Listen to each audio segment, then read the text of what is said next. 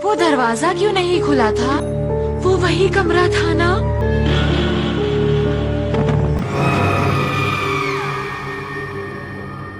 Doraemon एक ऐसा show जो कि हमारे बचपन का एक यादगार हिस्सा है और इसी शो में कुछ ऐसे हॉरर और मिस्टीरियस एपिसोड्स भी थे जिन्होंने हमें बचपन में काफी हैरान कर दिया था। और आज के इस वीडियो में मैं डोरेमोन के उन्हीं मिस्टीरियस एपिसोड्स और मूवी सीन के बारे में बात करने वाला हूँ और इनमें से कुछ मिस्ट्रीज को मैं सॉल्व भी करूंगा। तो कैसे हो आप सभी?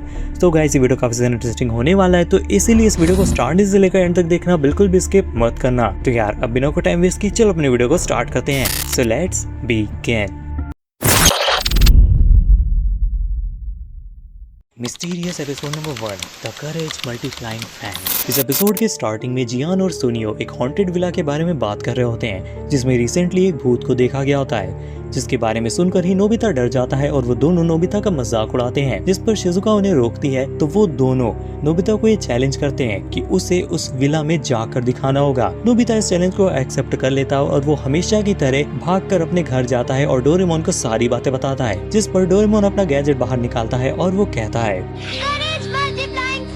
ये एक ऐसा फैन होता है कि जिससे हवा करने पर वो हवा जिस भी इंसान को टच करती है तो उस इंसान का डर थोड़ी देर के लिए गायब हो जाता है और नोबिता इसका यूज करके इस विला में घुस जाता है। लेकिन यहाँ पर जियान और सुनियो के दिमाग में तो कुछ और ही चल रहा था। वो दोनों नोबिता को डराने का प्लान बनाते हैं, लेकिन इतने में ही एक असली भूत आ जाता है जिसे देखकर वो दोनों ही डर जाते हैं और वो भागने लगते हैं। वो नोबिता को उस भूत के बारे में बताते हैं, लेकिन नोबिता उनका यकीन नहीं करता और इतने में ही वो भूत वहाँ आ जाता है और वो तीनों ही भागने लगते हैं। और तभी डोरेमोन और शिजुका उस विला में आ जाते हैं और शिजुका ये देख लेती है कि उस भूत के तो पैर हैं, जो कि भूतों के तो पैर होते ही नहीं है। और तभी डोरेमोन उस भूत का पर्दाफाश कर देता है और हमें ये पता चलता है कि वो कोई भूत था ही नहीं, बल्कि वो एक चोर था जो कि पुलिस से बचने के लिए उस विला में छुपा हुआ था। इन दी एंड पुलिस उस चोर को पकड़कर ले जाती है और तभी नोबिता ये सोचता है कि जब वो और जियान और सुनियो सबसे ऊपर वाले रूम का दरवाजा खोलने की ट्राई कर रहे थे तो वो दरवाजा खुल ही नहीं रहा था। तभी नोबिता उस रूम की तरफ देखता है और इतने में ही इस रूम की लाइट्स ऑन हो जाती हैं और हमें ये मिस्टीरियस आदमी देखने को मिलता है। लेकिन ये आदमी सिर्फ नोबिता को ही दिखाई देता है और किसी को नहीं, और बाद में ये एक स्केलेटन बन जाता है और ये एपिसोड यहीं पर खत्म हो गया था। तो आखिर में आदमी था कौन? अगर तुम ध्यान से देखोगे तो इस आदमी ने फॉर्मल टक्सीडो और बो टाई पहन रखी है, जो कि इस आदमी को एक रिच लुक देती है और ये साफ बताता है कि ये व्यक्ति इस विला का ओनर था। And according to some theories इस बंदे ने उसी रूम में खुद को लॉक करके सुसाइड किया था, जिस वजह से वो रूम अंदर से लॉक था और इसी वजह से वो रूम खुल नहीं पाया। और इस एपिसोड के क्रिएटर्स ने हमें इस इंसान को इस एपिसोड के लास्ट में इस वजह से दिखाया ताकि वो हमें ये बता पाए कि उस हॉन्टेड विला में सच में घोस्ट रहता था। Mysterious episode number 2, the book of prophecy. क्या तुम्हें डोरेमोन का वो एपिसोड याद है जिसमें स्टार्टिंग से ही आसमान कुछ अजीब सा लग रहा था और नोबिता जब स्कूल से घर आता है तो डोरेमोन मी चैन के साथ घूमने निकल जाता है और उसके जाने के बाद नोबिता को एक अजीब सी डायरी मिलती है जिसमें कुछ वियर्ड सी बातें लिखी होती हैं और वो जब इन सारी बातों को अपने दोस्तों को बताता है तो वो इस डायरी की वियर्ड बातों को समझ नहीं पाते। इसकी थोड़ी देर बाद हमें एक सीन दिखाया जाता है जहाँ पर सुनियो टेंशन में भागते हुए नोबिता के घर आता है और वो नोबिता को ये बताता है कि ये डायरी नॉस्ट्राडामस की भविष्यवाणियों पर बेस्ड है, जो कि एक एनक्रिप्टेड वे में लिखी गई है। और सुनियो अपने साथ भी बुक लेकर आता है और वो दोनों उस डायरी में लिखी गई बातों को उस बुक से मैच करते हैं, जो कि देखने में काफी रिलेटेबल भी लग रही थी।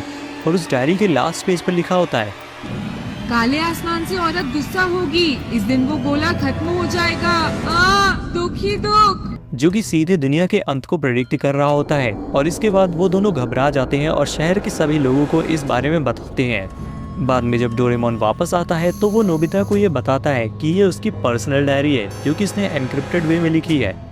और फिर शहर के सभी लोग नोबिता के घर तक पहुंच जाते हैं और ये एपिसोड यहीं पर एंड हो जाता है। हे, क्या तुमने अपने बचपन में डोरेमोन की 3 मैजिकल स्वॉर्ड्समैन वाली मूवी देखी थी? पर क्या तुमने उस मूवी का लास्ट सीन नोटिस किया था जिसमें अचानक से नोबिता का स्कूल पहाड़ के ऊपर पहुंच जाता है? आज इस मूवी को बने हुए टोटल 32 ईयर्स हो चुके हैं, लेकिन आज तक किसी के पास भी इस सवाल का कोई भी जवाब नहीं है। तो वेल देखो, इस मिस्ट्री के अकॉर्डिंग हमें कोई ऑफिशियल रीजन नहीं दिया गया है, लेकिन डोरेमोन फैंस और मेरे एनालिसिस के अकॉर्डिंग 2 मेन थ्योरीज हो सकती हैं। Theory number 1, dream machine after effect. तुम्हें याद होगा कि इस मूवी के लास्ट सीन में जब नोबिता का सपना ऑलमोस्ट पूरा हो जाता है तो ड्रीम मशीन स्टाफ वाले आते हैं और वो उस मशीन को वापस ले जाते हैं। लेकिन नेक्स्ट डे जब नोबिता शिजुका से मिलता है तो शिजुका उसे बताती है कि उसने भी नोबिता की तरह ही सपना देखा था। मतलब ड्रीम मशीन का इफेक्ट अभी भी थोड़ा बाकी था और हो सकता है इसी वजह से स्कूल का माउंटेन पर होना भी ड्रीम का एक हिस्सा हो।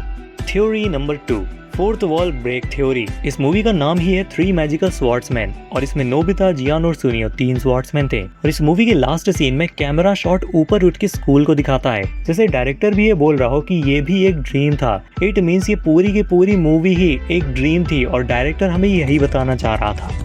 तो गाइज ये थी मेरी एक और कमाल की वीडियो। आई होप आप सभी को मेरी वीडियो पसंद आई होगी, तो इसीलिए इस वीडियो को लाइक कर देना और सभी डोरेमोन फैंस तक शेयर कर देना। अगर चैनल पर नए हो तो प्लीज चैनल को अभी के भी सब्सक्राइब करके बेल आइकन कॉल पर सेट कर दो, जिससे आपको हमारी हर एक वीडियो का नोटिफिकेशन मिलता रहे। तो गाइज मैं मिलूंगा आपसे नेक्स्ट वीडियो में, तब तक के लिए keep watching, keep supporting, stay tuned and जय हिंद।